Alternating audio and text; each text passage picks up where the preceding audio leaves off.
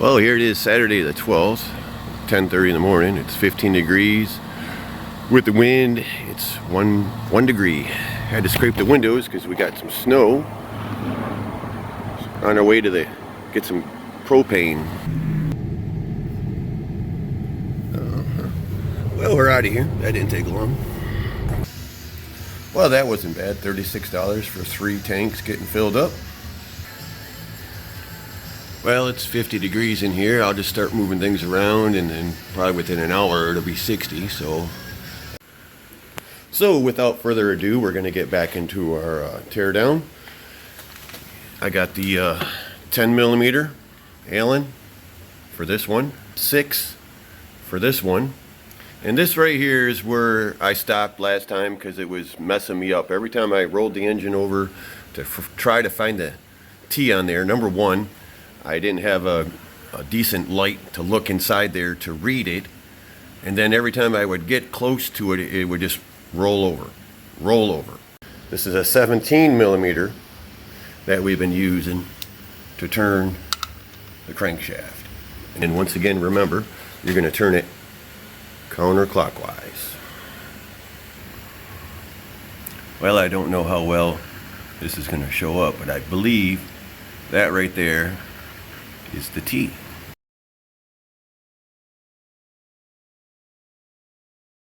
So with that, we can break them off with our 24 millimeter. I want to inspect the valve clearance before I just want to inspect everything as I'm taking it apart. That's all I want to do. So after examining all the intake and the exhaust, it seems that we have 7 thousandths clearance, which is too much. It's 17 millimeter. Just checking it as we go along here. So here's what 7 thousandths clatter sounds like.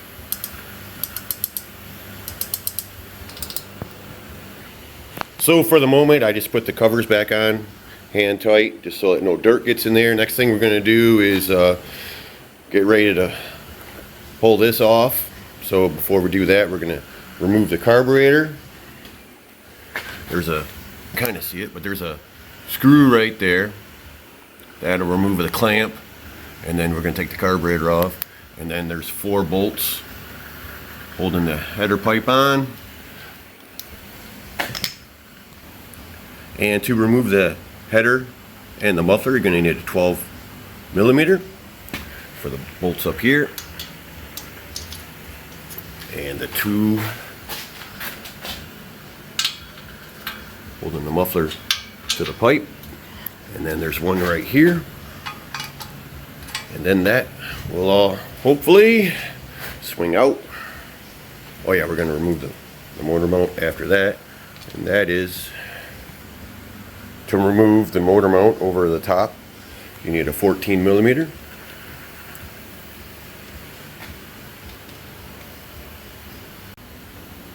To remove the clamp that goes around that carburetor, you're going to need a Torx 25. Now I flipped that clamp around to check it out because I don't know if we have to remove it or what, but there is some kind of little spacer right there.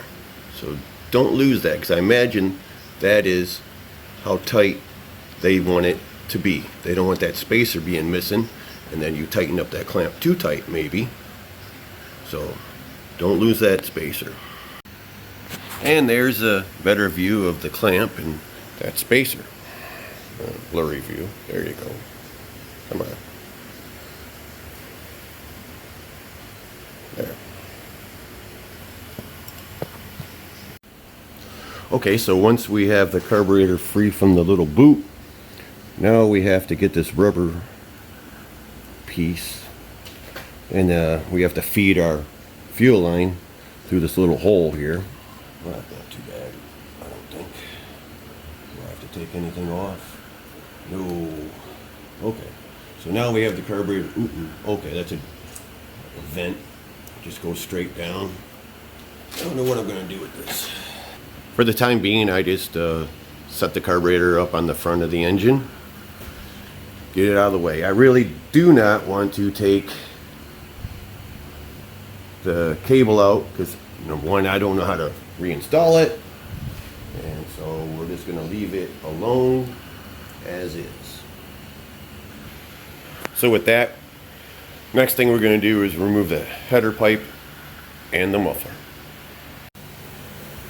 So we're going to get the two header bolts on that side. Sounds easy.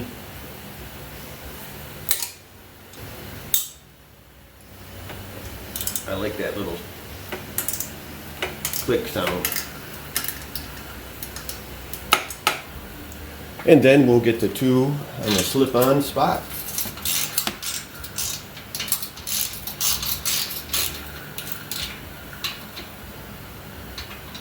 Get that next door. Yep. I'm using an extension that has a wobble so that I'm able to use it like a normal extension, but then when I bring it out just a little bit, I have a wobble. It gives me a lot of room to get in tight places. And then we're going to break this one loose. And this one, there's a bracket that comes around and has a threaded on the inside that holds your bolt. As I'm getting ready to remove this bolt for the muffler, there's some washer, so you want to keep track of that as well, so don't lose it. It is a metal washer, but then like I was getting to on the other side, we'll go back to that. There's a long sleeve, and then this here goes in there like that, so you have a, that's how that fits. And then now we got to twist. Oh boy, that's gonna be a bitch. Ooh. Okay, hold on. Okay, there's a little slit right there. I've done this before on the other 91 when I put the super trap on. I just took a chisel and bumped it a little bit to help separate it. And I feel there's another one down on the bottom down here too. Just give it a little love tap and hopefully she breaks free. Open it up a little bit, open up that space. See how it goes. Got that Ajax squeak to it. Ajax.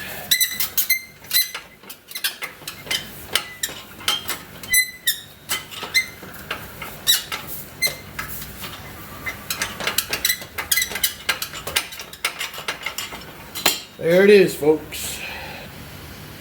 Here's a little note about that muffler clamp. It has a little tab sticking out right here, and it goes into that notch. Just to let you know, that's what it looks like to me. And it looks like they put some kind of coating in there to help against rusting. Probably some kind of anti-seize or something like that. So now we're going to find out how hard it is to get the pipes off, and if I needed to take that heat shield off. Sometimes it's better just to sit back for a few minutes, go out for a breath of fresh air, come back and give it a try again, and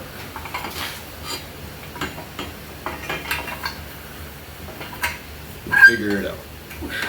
Just gotta get around that clutch cable now, and then out she comes. I did not have to remove the heat shield. So now it's time to take off the top motor mount.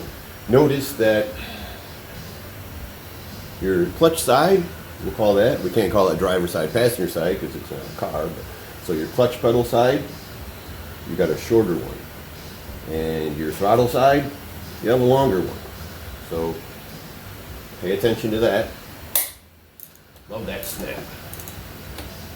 Hold it. There you go. And she just broke out. See how that happened? Come on. So One. Oh, okay, and then it's free. And now you're going to remove the 8mm bolts around the perimeter.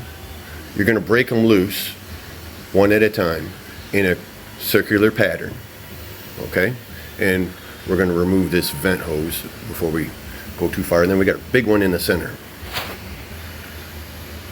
So the little ones are a 8, and then one big one in the center is a 12. Right there, see? That's a good sound. Let's hope we have good sound throughout all of them. Now when I'm breaking something down like this, what I like to do is apply continuous pressure. I don't want to jerk it. If you jerk it, that's when you may break something. So I just start out applying pressure and then continue till I'm free. Now, I do not know if these are all the same size, length. Oh yeah, they're different. So what I think I'm going to do right now is get a piece of cardboard, make a template of this, punch holes in it so that when I put it back together, I have the bolts going in the correct sequence that they go in. So it may be kind of crude, but there is my template. I marked the exhaust and intake so that I have an orientation of how everything goes. Intake and exhaust. With mine, I stuck them in a drawer so that I'll remember, or maybe I won't, but at least I stuck them in a drawer so they won't like fall out and mess up.